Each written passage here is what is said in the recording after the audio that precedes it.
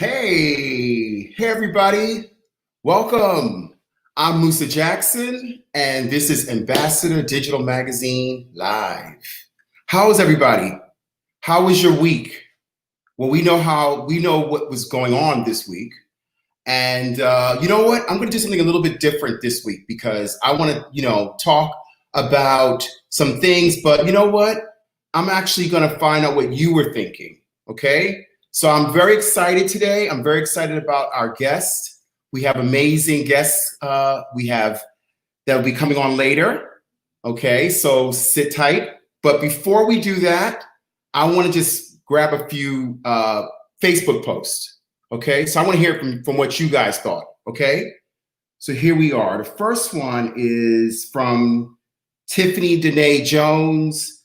And what we find out is the Kentucky Attorney General files a motion to keep Breonna Taylor grand jury files secret. So basically what he's trying to do is suppress what he already suppressed, which was he should have been able to bring forth that this woman was murdered and show the evidence, not what he wanted us to know, but now they're opening up the files. So he wants to suppress that. Okay. Thank you, Tiffany.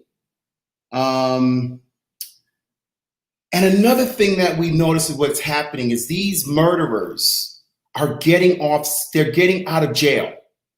They're posting bail.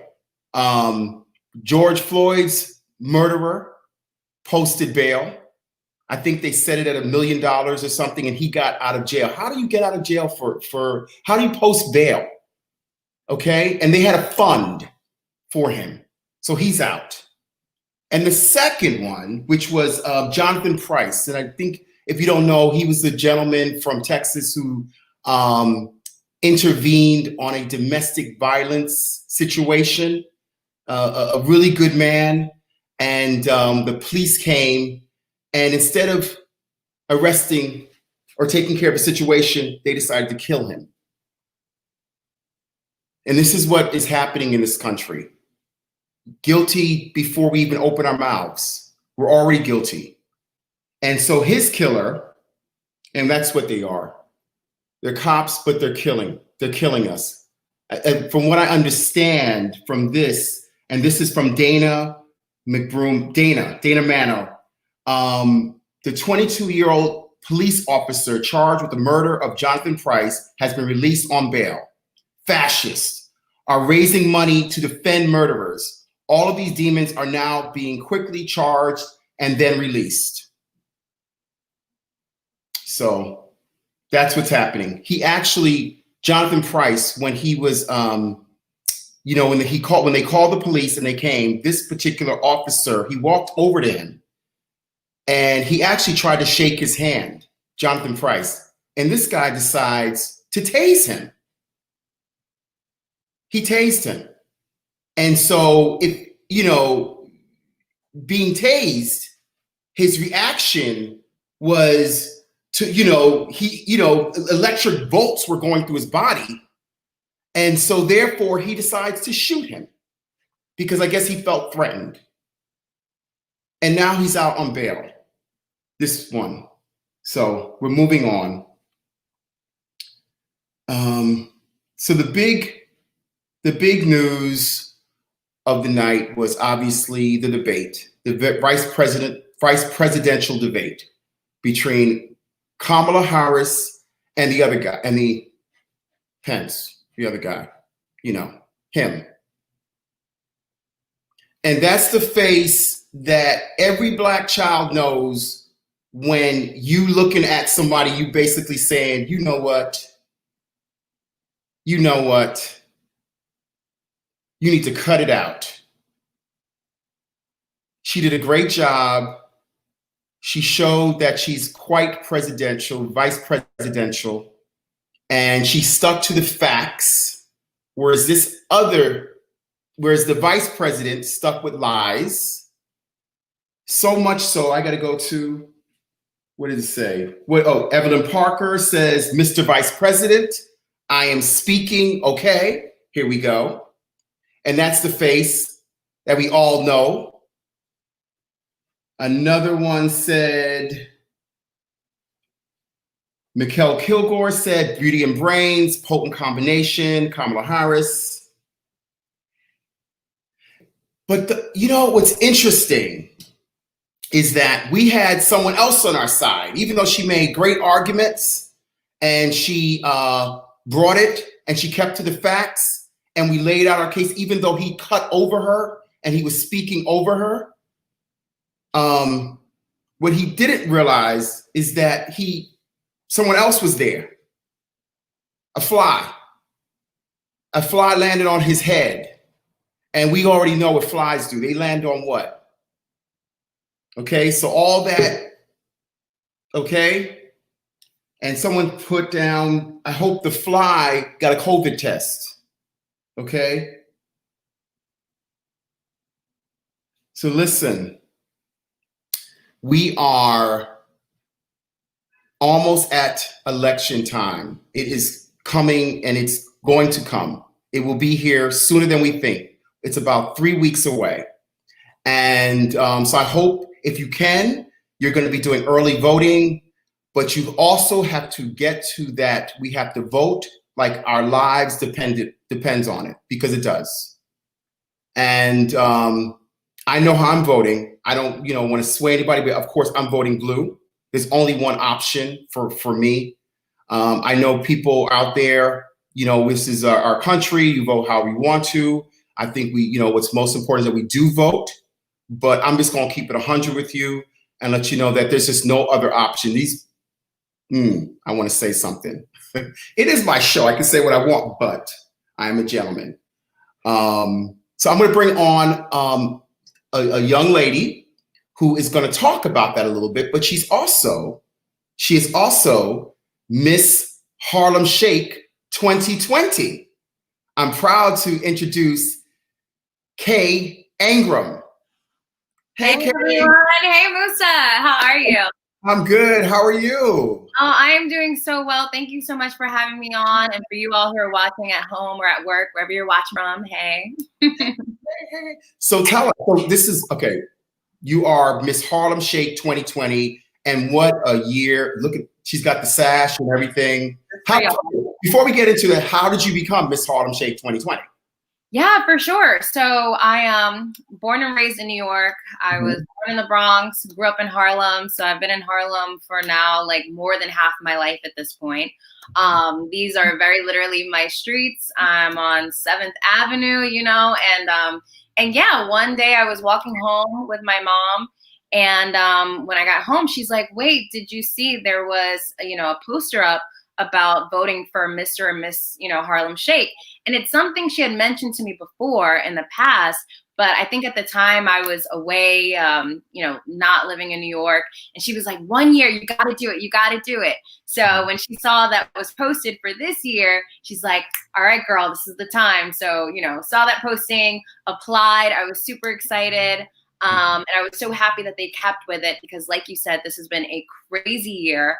And so, with everyone's votes and support from family to friends to, folks here in Harlem, shout out Kim. Thank you so much. Love you. Thank you. And yeah, now here I am, Miss Harlem Shake 2020. So excited. I love that. A fun fact is I was one of the co-creators of the Miss Harlem Shake contest. No way. Oh my God. So this I have to thank you for as well. It was okay. So it came out of Yelena's head. And then I was doing her event planning at the time. And me and Dennis Decker actually just sort of formulated it. The beginning, the first part, I'm taking a couple others. And so here we are in 2020, this amazing year. And, this is such an important year. I can't stress it enough. Really can't. I mean, maybe you can stress it for us, Kay. Oh, for sure. Yeah. Tell us, a little bit more about, Harlem Shake's initiative and what they're doing.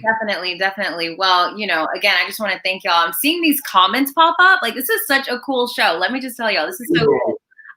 Thank you. But yeah, it's a big year. I mean, obviously there were votes involved with Miss Harlem Shake, but Harlem Shake also takes this election year very seriously. And so over the last couple of weeks, you know, they've invited folks to come down to the restaurant, you know, sign up, register to vote. That's been a huge thing because just as you were talking about earlier in your show, you know, there are issues that are affecting so many people, right? And as a Black woman myself, you know, I think of that. It's at the forefront of my mind. So I'm making sure, you know, come October 24th, right? The beginning of early voting, I'm going to be out there. I'm going to be going, you know, to my neighborhood school to make sure that I'm voting because there are issues that we have the power to control and to change, but you have to make sure you're registered to do that. And so Harlem Shake has had now, I want to say over 200 people go down to the restaurant, register to vote. And they're very much, you know, involved in the community, which is another reason why I was so excited to sign up and to run, you know, for Miss Harlem Shake. Yes, that's my Instagram post that Harlem Shake actually posted earlier today. Love the social media love. But it's important because Friday, tomorrow, y'all, is your last chance to register to vote in New York. So I work for NBC New York. And so I'm always, you know, letting folks know New York, New Jersey, Connecticut, know your dates, know your deadlines, because you want to be on top of it for all those reasons. So thank you all so much. Thank you. And tell us a little bit more about, so you work for NBC, you have a show, right? Listen Up? Yes, correct. Yeah. Yes, Musa. Out here with a show. I'm on your show talking about Yes. So I host a daily Instagram show. It's called Listen Up. It's on NBC4 New York. And what I love about the show is I get to talk to people about the issues that they care about. Like, I feel like that is the root of this conversation, the root of election season, right? Is figuring out what matters most to people. And so that's what I do at my show. I tell you all, you know, what are the headlines of the day? What are the big news stories? You know, what are the reminders you should know about, AKA Friday is the deadline to vote. I can't stress that, or the deadline to get registered to vote. I can't stress that enough. So yeah, that's what I do. You can follow it at NBC New York on Instagram. And I post about it as well on my own Insta. So follow. Yes. What time does it come on? When is it on? So it's every weekday. It kind of depends. You know, my schedule's been crazy. I have to say I'm a one-person band. So I write it, I shoot it, I edit it, I do the interview. It's the whole thing. And I also want to say too, you know, to anyone who's watching, you know, like I mentioned, like these stories are all about you and they come from you. So please hit me up, slide in my DMs. You know, if you've got a story, if you've got a concern, I want to know about it. I think that's what makes it special. So there we are in front of Harlem Shake. I actually had a chance to go down. What you're looking at right now was, you know, us going, I want to say one of the first few times that they had it open for folks to come down and get registered, and you'd get a 10% off of your meal when you did that. So yeah. Awesome. And that goes on till tomorrow, correct? I believe so. That is tomorrow for that 10% off at Harlem Shake, right? Would it be the 10% off if you Okay, good. We want to get as many people to register. We want everyone voting. We want young people voting. This is your moment in time. You can sway anything. It's your future. And, you know, so this is the moment to really seize it.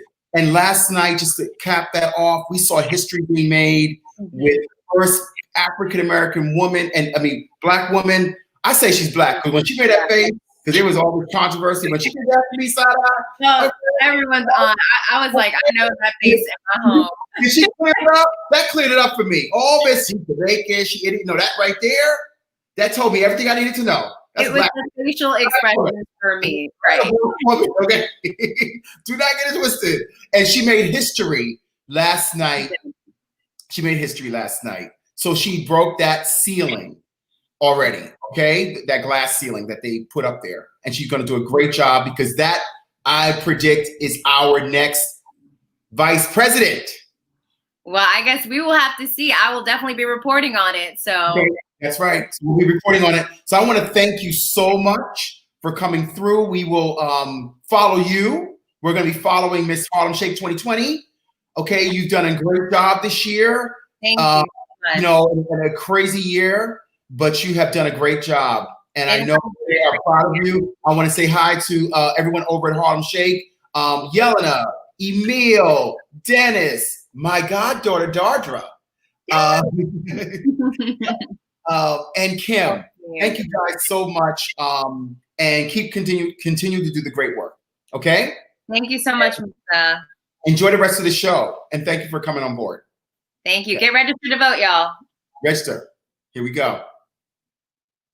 So thank you guys. That was Miss Harlem Shake 2020, Kate Ingram. But now I am ready for the main event. These gentlemen are doing something so spectacular. It's in the theater, musical world, Broadway world, but you know what? It's actually something that's going to go beyond that, as far as I'm concerned. I see this as legacy building as well. So I want to talk about these next men, and I want to introduce them. And the organization, which you should all know about, is called Black Broadway Men Foundation. And my first guest is one of the founding board members is Anthony Wayne. I like to bring him up. Hey, the incredible Anthony Wayne, actor, star, producer, Broadway star, theater, musicals. This man has done it all. You've been in so many musicals. You've been in so many. You produced your own. You produced Mighty Real and starred in it. Yeah, a fabulous Sylvester musical. Yeah, fabulous Sylvester, who we love, the disco queen, honey. Yeah, yes, okay. And you played that, but what's so amazing, what's going on now, is what you're doing with Black Broadway Men, and that's at Black Broadway Men, y'all. Please follow them on Instagram. So we're going to bring in the other founding board members as well, but I want to just ask you a question just to get it started. Okay, tell people that are just tuning in a little bit about what is Black Broadway Men. Well, first of all, thank you, Musa, for having me and having us be a part of this platform. Congratulations to you and your entire team. Black Broadway Men is a nonprofit brotherhood service organization that utilizes social and educational opportunities to strengthen the bond of healing and unity for all Black men in Broadway and theater across the country. This came out of a need, especially during this spring when everything was happening, a need for us as Black men to come together. I remember when I first moved to New York and I started getting into Broadway, the Broadway scene, and I really felt very alone. I felt like I was by myself, a Black man in a white world to a certain degree. And you find yourself being the only one in other shows, in all these shows. And so I didn't really feel a connection in some type of way with other Black men. I felt like there was something missing. I didn't know if it was something from my past or something, from family or what have you.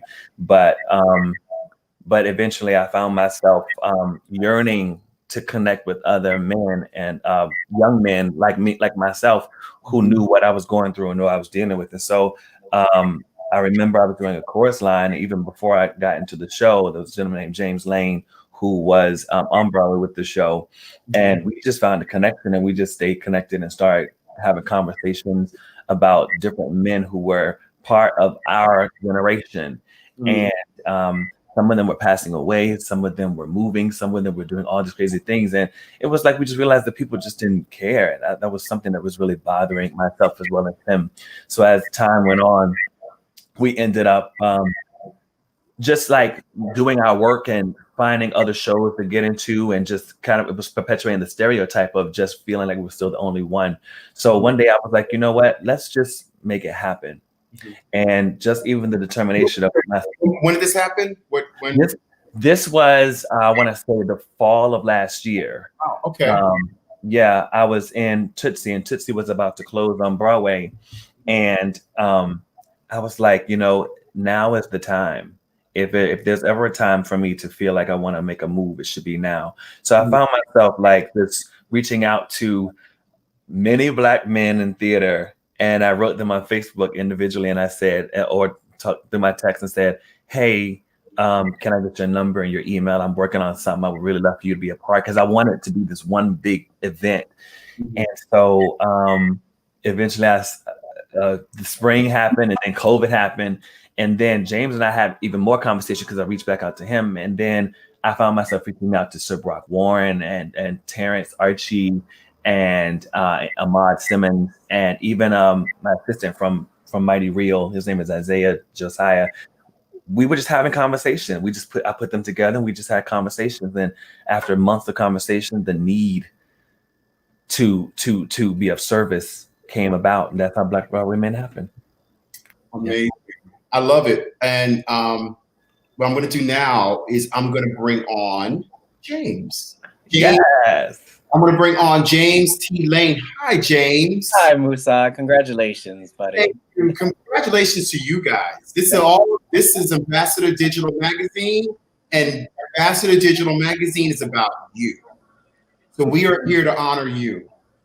And amazing work. I read a bit about it, and I read how you really moved me. I heard you speaking. People don't know. He gave me a tape, and I heard his beautiful voice, and he was talking about the genesis of Black Broadway Men. And you know what touched me was when you were talking about losing some of our Black men. You know what I mean?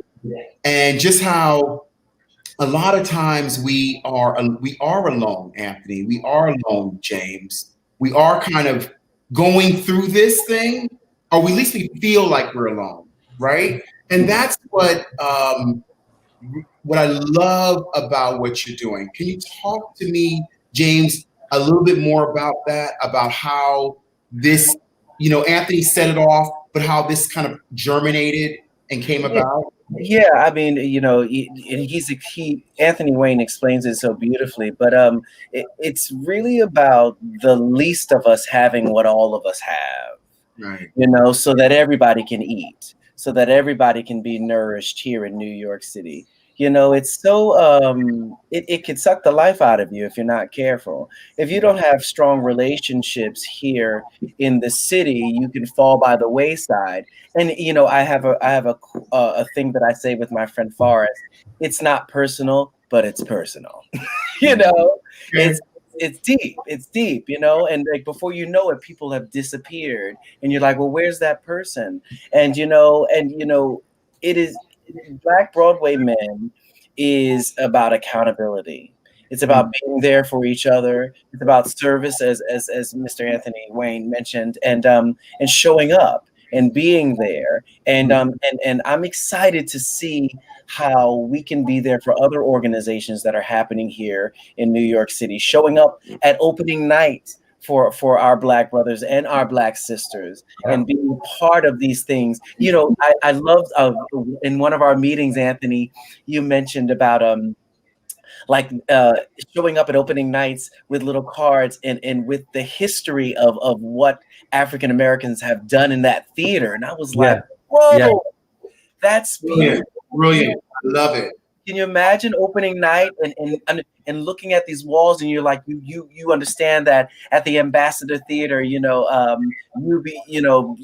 was there with all of these fantastic people, and you're in that dressing room. It's the ancestors are speaking. It's wonderful. So I'm very excited to see where Black Broadway Men goes. I mean, I honestly, I'm keeping it 100 with y'all. Like I was telling you before, I love conversation. This is a conversation, and I just got the chills. I did, because I was telling Anthony before the show, but this is important work that you guys are doing.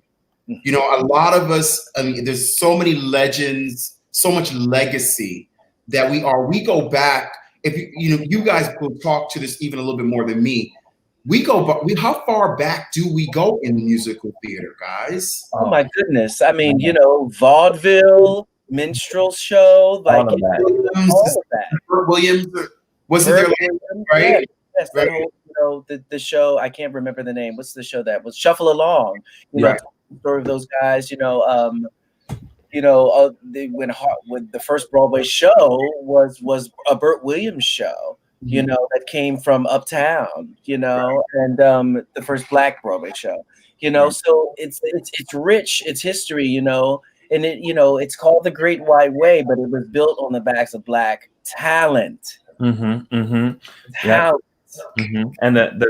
the dope thing about that is, just like we were saying, we have principles. Our principles are unity, strength, and legacy. We creating unity, finding strength, and embracing the legacy of those who have come before us, so that we can be there for those that have come after us, because we are the ones now that are doing it for those ones after us. So it's a bigger picture, and for us to be able to come together and celebrate the legacy of those who come before us is incredible. Like I was telling the guys, and I think Sir Brock will remember the two. I remember being on the phone with Ken Page, the illustrious Ken Page, and I was just soaking up this wisdom, and I was just having a conversation with him, and even talking to George Faison, and I was like, man, I feel selfish sucking up all this wisdom. Like, you want to share it. You want to share it, but you also want to put it into practice for yourself. Absolutely. That's beautiful. So now we put it into practice for ourselves to be of service to others, and that's the key. Okay. Sorry, I want to bring in the final guest for tonight. Yeah. And he's been waiting patiently, and we got to bring him on out here. Sir Brock Warren. Hello. Yeah. Bring us body. He brought body too. Okay. Oh, he does. Yes, he does. Okay. All right. Thank you so much, guys, for coming together. I mean, this is amazing having you guys here. And I want you guys to continue talking about this, but Sir Brock, tell us what it means to you being a part of this organization, the founding. You're one of the founding members. That's like going to be, etched in bronze one day somewhere. Okay. How does it feel being a part of Black Broadway Men?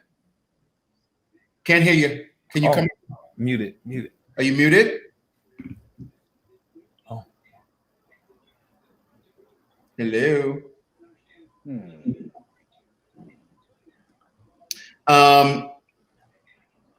You know what you can?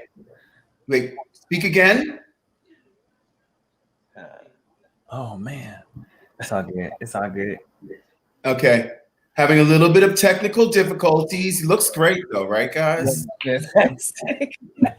We can talk about that, maybe. Oh, yeah. goodness. You always got to fill the moments, honey. Well, the Brock is featuring a lovely ensemble. Even if you don't say a word, it's coming through, boo. Okay. All right. So, but we're gonna try and work on that. I think if is your mic, does it have a line over it? No? Okay. All right. Okay, we're gonna come back. But listen, guys, so let's talk about the overall, I want to talk about the theater a little bit. Okay. And what it's been like for you guys. Anthony talked about that when he got here, how he felt alone. But let's just talk about what is right now, I gotta report that we're right now, of course, we're in this pandemic, COVID, right? Broadway was the first institution that shut down. And what we do know is that Times Square, which is Broadway, right, is the #1 tourist attraction in New York City. Right. So here's my thing. I found out that 40%, I think the numbers are 40% of people who worked on Broadway or in the Broadway community have moved. Yeah. The numbers are high. It's staggering. And here's my thing. How, it must be difficult because how do we allow something that's so vital and important to the economic stability and just the vibrancy of the city, right? To not be funded, not have this emergency contingency plan. Right. And we all know that when white performers, I love my white folks. I'm being a little Oprah right now. Oh, we hear you, Shabbat. We hear you.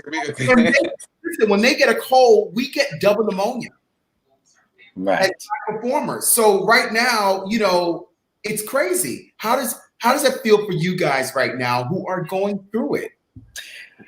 Well, it's very interesting, you know, because, you know, I mean, I'll speak for myself. You know, I come from very humble beginnings, Musa. You know, I don't have like anybody to give me notes for houses, or, you know, a down payment for a house, or, you know, it's all, you know, stuff that I built as a career, you know, so there's no running back to anywhere to be a part of anything. No bailouts from family. No bailouts. So you know, I'm you know, it's sink or swim, you know, here for me. There's no going back, you know, and so, but I love what you said. We get double pneumonia, you know, and it's like, it's that feeling of like, I've always had to work twice as hard as my white counterparts to just be here, you know. So when I saw, it is an absolute tragedy, like you said, that 40% of the, you know, the community has gone away, and that there is no contingency plan. The paradigm needs to change. The money and how you make the money for Broadway needs to change. That paradigm isn't going to work for getting people back to work. Right. And that's the problem. You know, in this pandemic, you know, I had a show, I wrote a one-man show called Triple Threat. And when this pandemic happened, because it's a one-man show, I'll be able to do that show at a theater, socially distanced, because it's a one-man show. And this pandemic actually offered an opportunity for me to do that. And because, you know, because we be busy, we be working, everybody be working. And oh, there it is. We find it. Y'all fierce. Right. Thank you, bro. Y'all fierce. You know. Yeah, Paul. Hey, Paul. Thank you, Paul. You know, and Musa, we are, you know, I took it as an opportunity to what I've been calling as an opportunity to fill the well.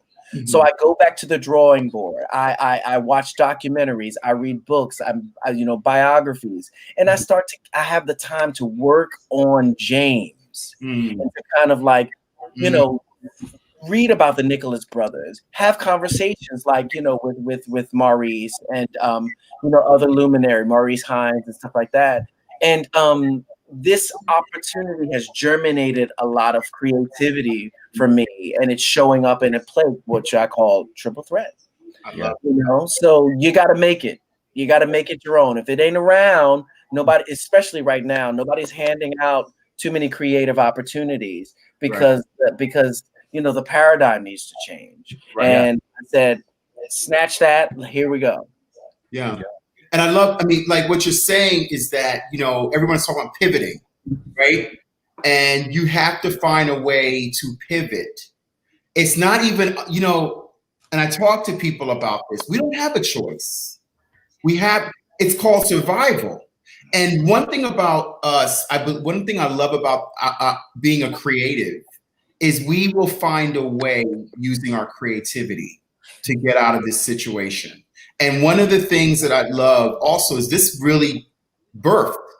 Ambassador Digital Magazine came alive during this time, as did Black Broadway Men. And so I think if anybody's watching this can understand that, you know, we took something and we're making something out of it. And nothing's gonna stop us. That's right. Okay, we have a mission. Yeah. And the great part is we're coming together. So even like I said, I'm honored. You know, we're honored over here to be working with you guys, to have, like I said, honoring you guys. But then you're taking the work of what you're doing and you're bringing together all these organizations that are going to be doing incredible things. So we all have to support each other right now. I think that's going to be the lesson that we're going to get, is that we really have each other. That's you know. right. So I hope I don't. Oh, what's that? Okay. Oh, I guess that's just Broadway. Just for all anybody have a song?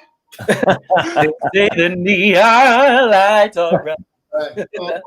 Right. That one. Okay. Well, so Brock Yeah, I sing it all. I already told you that. I ain't doing it. Sir Brock is back. Go on, sing your song. You back? Can he hear you? Yeah, can you hear me? Yeah. Yay, Sir Brock. So you want me to answer your first question? Sir Brock Warren, yes, please answer the question. So being in Black Broadway Men feels awesome, and I'm gonna say it's because it's a safe space. So Anthony has spoken about being able to reach out and be in touch with other Black men in theater, and he was able to do that with James, going up on his journey, and I think that it's just so important now.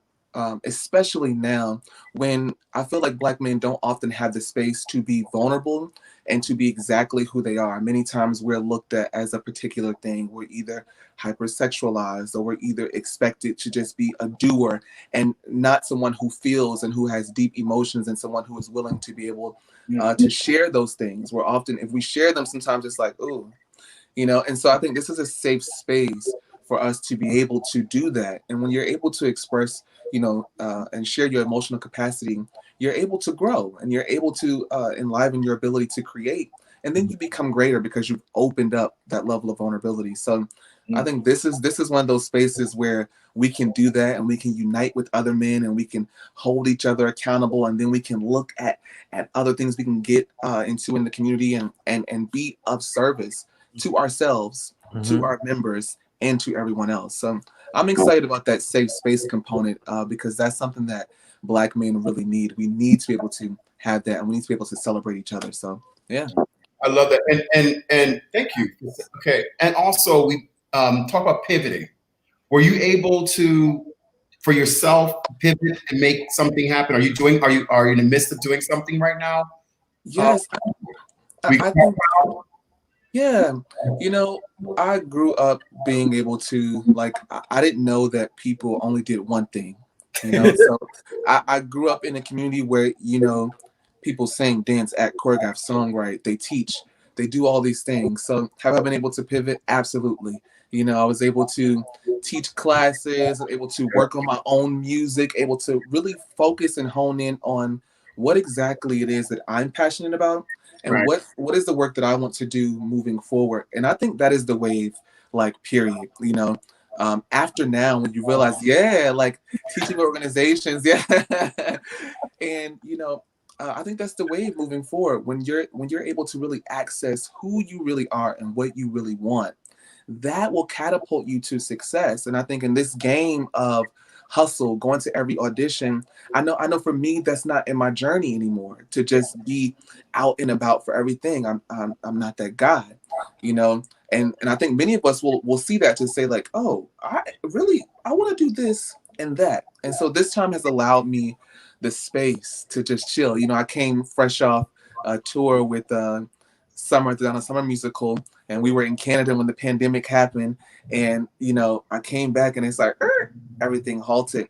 But that halting, that slowing down was just the best thing for me. I feel like, even though the check was great, but being able to see myself and hear myself more, to take those long walks around, Brooklyn, where I live, take the long walks around and just hear what I'm saying, hear what's on my heart. That is allowing me to be able to pivot in a way emotionally that is going to really show itself, reveal itself in my art. And that's going to take me where I need to go. So I'm excited. I mean, the pandemic was horrible, but I'm excited about the access that it has allowed me to have to myself, and that's something that we often don't get to have when we're on the go. So yeah, Musa, I have to say that I really think that's been the greatest part of this for us all. It seems like, even though, because we all go as artists and musical theater people specifically, we go, next audition, next show, next this, next that. You never really have time to sit down and really be with the people who you care about. Like, you find yourself giving so much of service to everyone else on stage, you come home and now you want to take from everybody else because you need to fill yourself back up. But you find yourself now being able to be okay with by yourself, filling up yourself by yourself, understanding the truth and the good parts and the bad parts and the nasty parts and the fucked up parts and the great parts and all the different parts about yourself that make you, as opposed to continuing trying to make people see what you want them to see. Because the life is the stage is our life, you know, technically, but our life doesn't have to always be the stage. It's like we can actually make this time to be with ourselves, which is why I'm excited about the things that we've been doing with Black Broadway Men, the conversations, the things that we're going to do will reach out to not just us as Black men on Broadway, but other men in theater, which is why our motto is what it is. You know, every Black man in theater is a Black Broadway man. We're going to touch on suicide. We're going to touch on interracial dating. We're going to touch on masculinity. We're going to touch on financial freedom, you know, and also setting boundaries with people. Just those things that you know, but you probably don't even really make time to figure out for yourself. So, you know, and it's interesting that you're saying this. What I hear is mentoring yourselves. Who was the mentor that you guys had? Because you know what, I'm looking at you guys, and there was once upon a time, you know, little boys, right? And I know there's parents out there. There are parents that are watching the show, and they probably have young men, right? How do they encourage or inspire the next Anthony, James, and Sir Brock? What a fabulous question! Wow. Fabulous. I say you really allow that child to be himself, and you allow that essence. You create an environment where that essence can flourish, you know. And it's not about what has been done before, what is going to happen next. It's really about what that child is engaging in the present. And I think the present is really the most beautiful gift that we can give to ourselves, to really like hone in and focus. And when you zero in on a child and you sow seeds into their life to exactly what they want to do, whether they want to be a video gamer, whether they're on the video games, figure out why they're on the video games all day. You know, that could be the thing that catapults them to success. You know, you see them dancing all the time, sow into that seed. If they're loving mathematics, sow into that. So really being active and really being observant about what your child is naturally connecting to. It could be your child, your niece, your nephew, you know, and that's and being a teacher, I teach a lot, and also having nieces and nephews that are in the arts too, and siblings. And, you know, it's important that so many people have allowed me the space to just be. They saw that maybe I could choreograph, they let me choreograph. They saw that I could songwrite, they said, hey, do your little song that you made. You know, they saw they saw that I could dance, they put me in dance class. You know, they really allowed me that space and didn't make me feel like I had to play football, even though I kind of wanted to, or do any other thing that was typical of men in my community. So, you know, that is the thing. Allow that essence, push that essence forward, usher that in for them and create that environment. Beautiful. Beautiful. It makes me a little emotional, even hearing that, because, you know, growing up in Harlem, in you know, I'm 55, so I grew up in the 70s, very rough, a rough time, and I know with everything that I have how very important it is to just see, see your children. Yes. Don't demand that they be anything other than who they are. Because they will let you know who they are. And you have to guide that. And so what I love about this is I'm looking at what blossomed. You're the flowers. You're the blossom of that, of someone that poured into you. They poured into you mentorship, inspiration, all the things that made you time, whatever, running you to this class, running you to that one, you know, and here you are. Yeah. So I I really thought that was really important because I know I have a lot of women out there, a lot of men out there, and they might be looking at their children and wondering, you know, should I be worth spending a little extra money or going the extra distance because I'm like, and I'm just gonna say, if you don't mind me saying this, it's so worth it. Yes. It's Yeah. so worth it. Yeah. And that's why they're here. So I hope you guys see this when you look at them, that's what is the future looks like. So so that brings me to another question for you guys. What does the future look like? If you could, that's like just another bonus question out there. Possibly. Are we so in the present right now it's hard to even look at the future? Or Go ahead. You know. Well, I think you have to make a decision. and I've decided that the future is friendly. You know, I've decided that, you know, that with whatever the challenges that do come my way, and they will come, they only strengthen me and empower me to make a clearer decisions about the life that I'm trying to live. That's why they're coming, because in this present moment, I've decided that the future is friendly, that the universe is conspiring for my good. Right. That's what I've decided. Yeah. So whatever comes down, it's a lesson, you know, and I can turn it into what it needs to be for the life that I've chosen to live. You know, I do not know. I'm not a mind reader. I don't read. I'm not a fortune teller or anything, but I can decide in this moment how I feel. And that attracts what I intend for my future. Mm-hmm. I want to show. I'm going to hold on 1 second. I want to show this. You guys did. Here we go. Can we play this? Yeah. Yeah. Come on, Paul.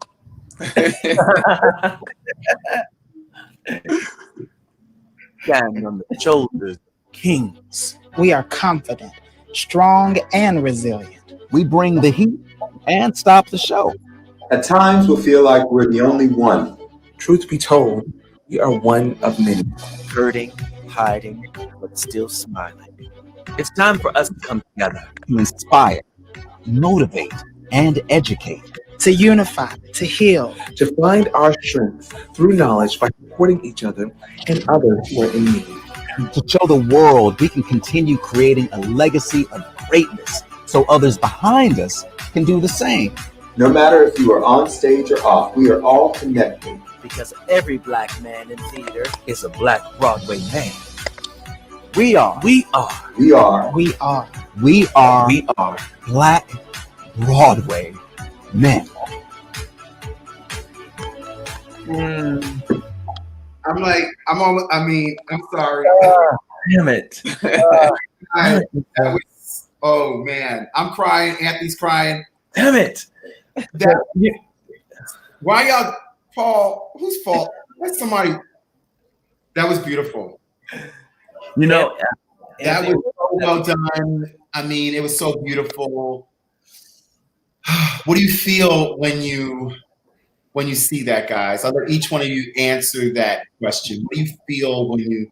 I know what I feel, but what are you feeling right now, Anthony? the emotions run free.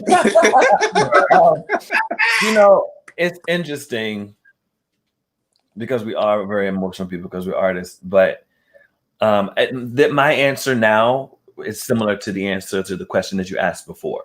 Okay. About the future. I think I feel freedom. I feel like there's a freedom for us to live our best life in whatever we choose it to be. I think we have the opportunity to create and do great things. I think the future is bright, especially for us when we're doing Black Broadway Men with these mentorship programs that we're talking about, these big brother, projects that we're planning for what we're going to be doing. I just really believe in the focus of young people and young Black men specifically to really allow them to be themselves. So seeing those pictures and those videos, I remember being that that 7 or 8 year old in the living room dancing in Norfolk, Virginia, kicking my leg to "Can You Feel a Brand New Day" to my VHS Whiz, you know, and I remember those feelings. And so seeing all those faces and things, I just feel so free to know that there are people before me that where, you know, it's exciting. And so with the power of what we can do collectively makes me really happy. I think the focus for me more than anything else is the service that we're going to do. And I think that's what really encourages me and inspires me to know that we're laying the platform for us to come together, especially now where Black men are, you know, all this shit has happened with us. It's like we're able to really show a positive side of us. And it's not about gay, it ain't about straight, it ain't about this and about that. It's about us as men coming together who are of color doing something really positive. So it makes me feel happy. Yeah, give me freedom. So to think about that. Oh wow. What's this? What's this picture? So this is the Roy Smith and his band. Roy Smith and his band. I would assume this is 1921. Wow. Shuffle Along. Oh, Shuffle Along. Oh, You Be Blake. Yeah. That was the year my father was born. Wow. Wow. Yeah, my father was born 1921. Yeah. Yeah. Wow. I know, right? But yeah, Shuffle Along. Wow, the history, guys. I'm just, you know, like I said, I've been saying it all night. And, you know, with you guys, you know, it's so important, the positive energy that you're putting out there. You know, with all this negativity, every time we turn on the TV, guys, we see, you know, and we have to feel what happened to Breonna Taylor, as well as George Floyd and Ahmaud Arbery and Jonathan Price and right, Emmett Till, child. You know, you hear what I'm saying? It just doesn't stop or end. Yeah. And yet, amongst that, we survive. And we thrive. And we shine. Mm-hmm. And that's what this is about. Is that we take all of that too. Mm-hmm. You take all of that too. Yeah. Yeah. But you also, because of what you're doing, you understand? You probably, maybe because I'm on the outside, it does shine a light on George Floyd, on all those men, because you are here. That's it. You understand that? You have to be here. Yes. You understand that? Yeah. And that's why I think it's so important that what you're doing, and how it can just really grow. And you know, I hate that word blow up sometimes. It's so inappropriate. But you know what I'm saying? It's beyond that. It's not some trendy thing. Mm-hmm. It's like I said, legacy. And so I just say that continue doing what you're doing. I don't know why I got so emotional. It's my first time getting emotional on my show. Yes, yes. Let's go in. Yes, honey. There you are. What?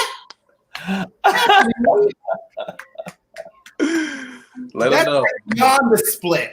Oh Lord. In the air, no less. I gotta warm up for that now. I gotta warm up real good. Yes. And that was the chorus line, right? Yeah. Yes, that was cool. City Center. You've done chorus line and James, and you know, y'all want to talk a little bit about, you know, what y'all done? Y'all go for it, baby. What do you, huh? The Wiz. The Wiz. Oh, I love that production of The Wiz. I've never done The Wiz, but both of them have. Yeah, we did it together. Man, Sabrock and I. Oh my God. You did it together, or we did The Wiz at the Muni in St. Louis 2 years ago now, Sabrock? Yeah, I think like 2 years ago. Yeah. 2 years ago. It was not this past summer, the summer before, I believe. And it was choreographed by Camille Brown and directed by Dennis Jones. And the Muni is like, you got 10 days to hit it, honey. 10 and days. You outside, right? Ain't you outside? Outside. Can I say something? What? The Wiz was my first Broadway experience. Wow. Wow. It had just debuted, and I went, and here's the kicker. One of my best friends in the school I went to, his dad, Robert Carton, he's deceased, was in the band.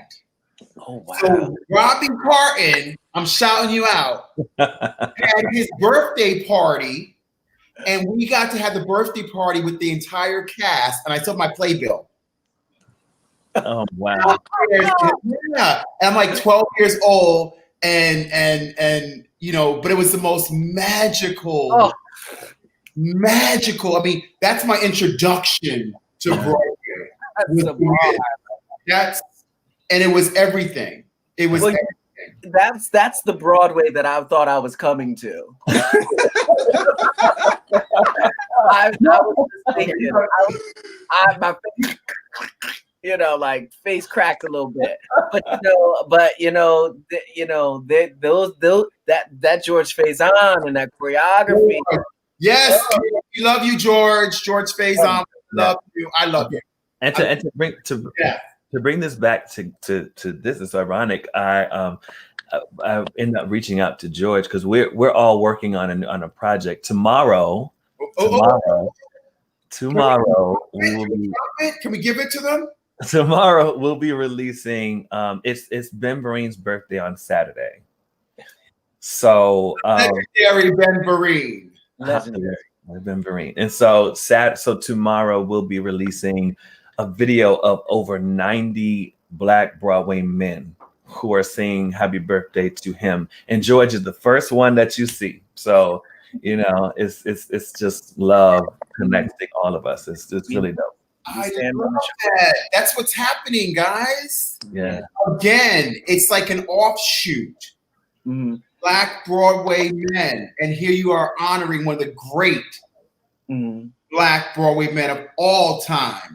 Musa, come on. It's not that we have never connected before. It was just in the back kitchen, in the living room, over there. We are bringing this to the forefront. We are here. We are present. We matter. There's a legacy here, and it doesn't just you don't just see it in the high note or the high leg. We have traditions here. We have relationships here that need to be out in the open, in the daylight. We need all of that. And so we need to bring it forward so that somebody in Des Moines, Iowa, that little Black boy in Des Moines, Iowa, who likes to Vogue, feels fresh and feels like there's a place for him here. Yeah. You know, that's why this needs to come out and be out loud and center and like and for all the world to see, so that we can connect. Yeah. I've got friends over on the West End that are freaking out. They want to start Black Broadway West End. You know? Yes. Right. Wow. Oh, did that. All of that. Oh, yes. So. Oh, one of the greats. Oh, yeah. Absolute. He'll be 74 on Saturday. Wow. Go ahead. Man. I think he may be a little overwhelmed by watching this video that we about to release. It's important. So important. It's so important. It's so important to love, to show love unapologetically. Yes. Show Black men loving each other. We didn't say sexually, y'all. No. We're talking about real love. Yeah. Support. As opposed to hyper macho masculinity where we got to be like this. We can't touch. We can't say that. Right. We can't show that. We can't feel that. If we do that, it's going there. That's not what this is about. This is about the nurturing. This is about the support. It's a spiritual thing. Yes. Yeah. One of the main things that Sir Brock was saying at the beginning, when we first started having conversations, was really touched on service and healing. And I really dig that. Like we were having long conversations, we had conversations with Rufus Barnes Jr. I don't know if you happen to know of him, but he's an incredible artist who I've known for years. And he just came and just dropped some knowledge on us. We were like, what? And it was just like, we're excited to share all of that. But that's what it's about, man. Like love and unity and healing and all that stuff. So we're going to be doing all that. You're all that in the bag of chips. Okay. Y'all doing it, okay? And you should about yourself. I want to take, hold on a second. We want to take one moment to say thank you to the folks over at Harlem Shake. Yes. And we all gonna come get I want a hot mess. Okay. And a frosé. Have you guys had the hot mess and the frosé? Child. Okay, and the fries. Oh goodness! I think I had the chicken sandwich there one time. Oh, okay. Okay. Can we hear her? That's all right. Seeing her is even great. It just is great. She's fantastic. Yes. Yes. Miss Harlem Shake. Miss Harlem. Good. Right. Whatever she's saying, I believe it. every word. Okay? Right. Every word. I've got to go there. I've never been there. So yeah, what they are doing, I want to reiterate, is tomorrow's the last day. You get 10% off, I believe, your purchase for voter registration. So go check it out. Go to Harlem. Listen, go to Harlem Shake. And do that. Go. Just go. Please, just go. It's everything. I love Harlem Shake. We love Harlem Shake. Yes. Okay? And do what Anthony did. Tell him again. Look, you got to get your ballot. Get your ballot. Come through. Get the right type of pen. Look where you got to do it. Right. Flip it over. There's more. Not just one side. And then you put it in there. And then you put it in the right envelope. Does it come with a stamp?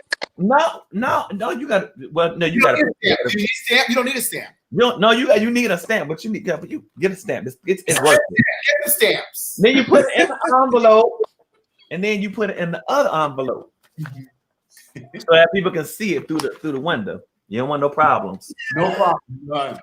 Right. None. No problems. We want. Listen to me. Look at this face. There was a Pamela face. And this is the other face y'all know about. We want no problems. Other face, none. Okay? None. We did not there. You said the Kamala face. We did not. Right. We get it.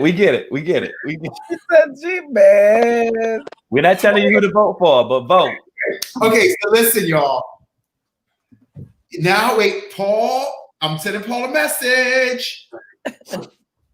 Paul, the cover.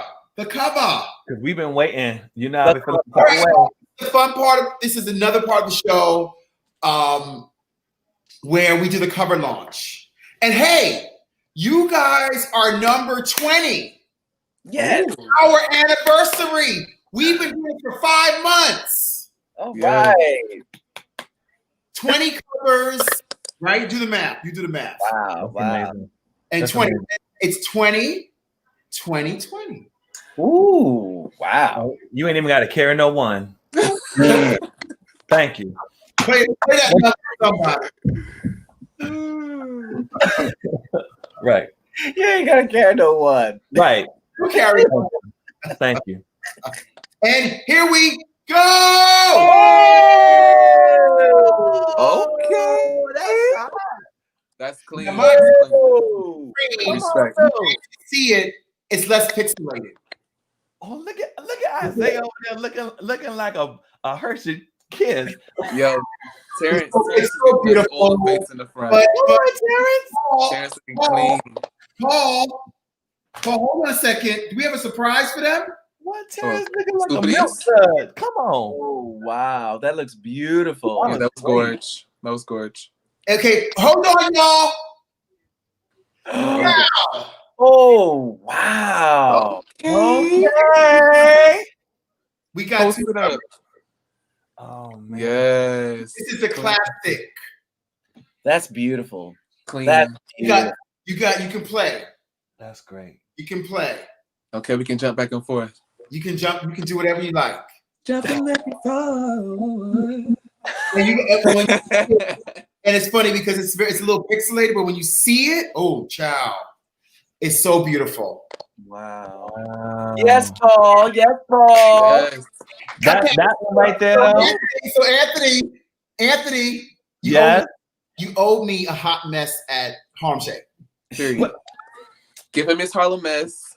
Hot mess and a red velvet shake. Because you know I was putting some type of way. I was like, look, I ain't seen these pictures. Okay. Thank you, Diane. Okay, let's go down the list. Diane, Courtney, Shout out to Paul. Ulysses, our friend Ulysses Carter. He's on. Ulysses, thank you so much. I know everybody's on. I saw your message. Great. Love you guys. That's great. Always supporting us. But there is number 20. There it goes. Number 20. Black Broadway Men. There you have it. Yes. That's it. Hey, we want to give a shout out. This is the main cover. This is the main cover. Yeah, we want to give it. We love the black and white too. So, and thank you so much, Paul. Yeah, thank you, Paul. Paul. We also want to give a shout out to and what's who? Oh, I'm sorry. We're gonna give a shout out to TERENCE ARCHIE, as well as Isaiah Josiah, as well as Ahmad Simmons, who's not pictured, unfortunately, but just giving a shout out to our other founding members, and also to all the other incredible Black Broadway men who are part of us at this point, who've joined us and who are going to join us. Be sure to go to blackbroadwaymen.org and join us there. Join us on the Facebook page, and there's so much stuff coming. We're really excited, but this cover is beautiful. Thank you all, Courtney. Open invitation, by the way. So you have an open, like, let's say what we do love to do is we love to, in the beginning of the show, like we brought in Kay. Mm-hmm. You guys have something, come back. Hey, y'all, when Broadway reopens, you're going to be able to come back. This is another platform for you guys. Thank you. Yes. Thank you. Thank you very much. Happy anniversary to us. Yeah. Happy anniversary. Yay. Yeah. I want to say just a big shout out to my partner, Paul. I just want to say, when I had this idea of doing my magazine, having worked in the business for so long, I wanted to do my own magazine. Paul and I connected. And let me tell you something. Even y'all witnessed this today. Y'all saw that. What we went through a little earlier, okay? We're transparent over here, y'all. Okay? We're transparent. But God is there. Right. All in the mix. And I said it before. I said Paul always works it out. And he worked it out. And so I would say to my partner, my creative director, thank you, Paul. I love you. You're great to work with. And my creative team, Courtney, I saw you on, Courtney, Kevin, McQueen, Stephen Rice is you're just a part of our team. We got Rahco Thompson's one of our new people. He was actually the assistant. That was his first job, the assistant with us. Diane Alford is the photographer. She's gonna be shooting with us. So it's just a wonderful moment. So like I said to you guys, we love you guys. We love what you're doing. Thank you. And there'll be more. This is just the beginning for both of us. We start at the same time. Yes. Yeah, and thank you to Brock as well as you, Jane. Like, really, really grateful for all of you guys. Like, we have work to do, but it's gonna change lives. I'm excited. So I'm grateful for y'all. Yeah, you guys are. I think you. Okay, and I'm gonna say one last thing. I think you got the title wrong. I think you need another B. Another B. You need another B. Beautiful black. Oh, wow. I love that. I love that. I love the I receive it though. I'll take that. I'm giving it a heart. Double tap. We can like it. Like it. Double tap. But I mean it. I mean it. You're all very beautiful, and we enjoyed working with you guys. Had a great time. Just anyone at the behind the scenes tells it all. We social distance, y'all. We had it on. Don't you try it, okay? We have masks. We ain't want no problems. Right. No problems. Okay. They were wonderful to work with. We got it done. Yes. Let's bring this on. Can we talk about it? Can we talk about it? Mighty, listen. Yes, Mighty Real. The light was clear. You did that. You know what? When Broadway comes back, and it will come back, right? We're gonna see that on Broadway. Yeah. Yes. Thank you for that. So myself and my incredible creative producer partner Kendra Bowman, we created this back in 2012, and from Unsung on TV One, and we've been working on it for years. And Shirley Ralph has co-produced with us, and so we have plans for next year. We had plans for this year, but we have plans for next year. So it's all good. Right. And so, we're on the road to Broadway, but it's interesting, as we were talking about creating your own and doing your own thing, we were definitely, people were looking at us like we were crazy, but this time it's allowed us to be able to really be creative and do a lot more things with it. And so I'm grateful for that entire team, as well as Jacqueline B. Arnold, Anastasia McCluskey, and Deanne Stewart, and Ramel McDade, and the entire band, everybody, just for being a part of us from the beginning. Antoine Smith was with us from the beginning, but Shidra Scott, and just some great people. So I'm grateful, and we gonna tell the world about Sylvester and continue to eliminate the stigma of HIV and AIDS. That's a big deal, and that's the reason for the show. There's always a reason for something. Like even Black Broadway Men, there's a reason for us to do it. It's not just about us being seen. It's about changing lives and making a difference and being of service. Also, the show is also non-binary, trans. The whole spectrum in terms of being safe in however you show up, right? Yeah. I mean, I knew Sylvester, so you know what I mean. He was actually my customer. Okay. Yeah. My first customer, 18 years old. So I knew Sylvester, really sweetheart. He was different than the stage first. I saw seeing Sylvester at the garage, but then I saw him outside of the garage, and it was like any performer, two different people, but a sweetheart. And so I'm thinking now that when I look at what you're doing and all of what you guys are doing, is that you guys embody all of that. It doesn't die. It really doesn't. It's just energy. Yeah.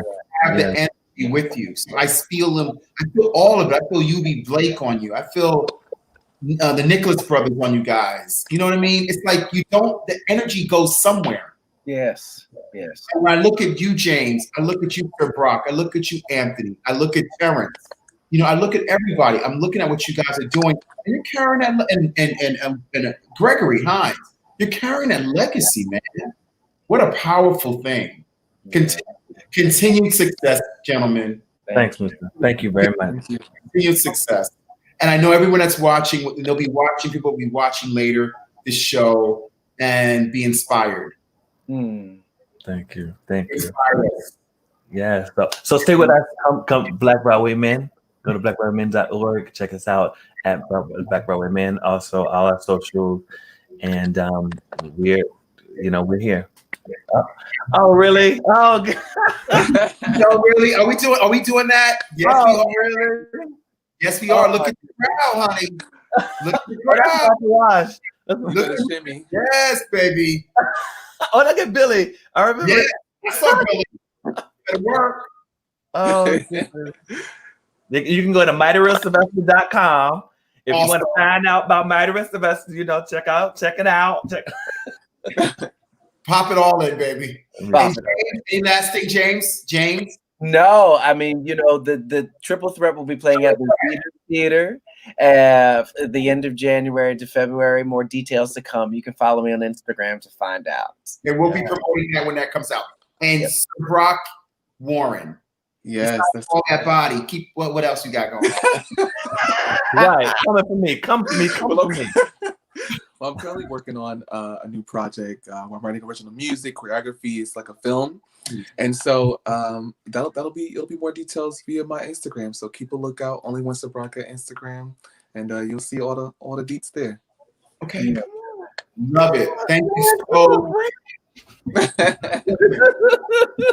Listen, you continue success. We're all watching. We're all following you, and we thank you so much for joining us and being our 20th cover stars. Myron, what's up? Myron Lockett, what's going on?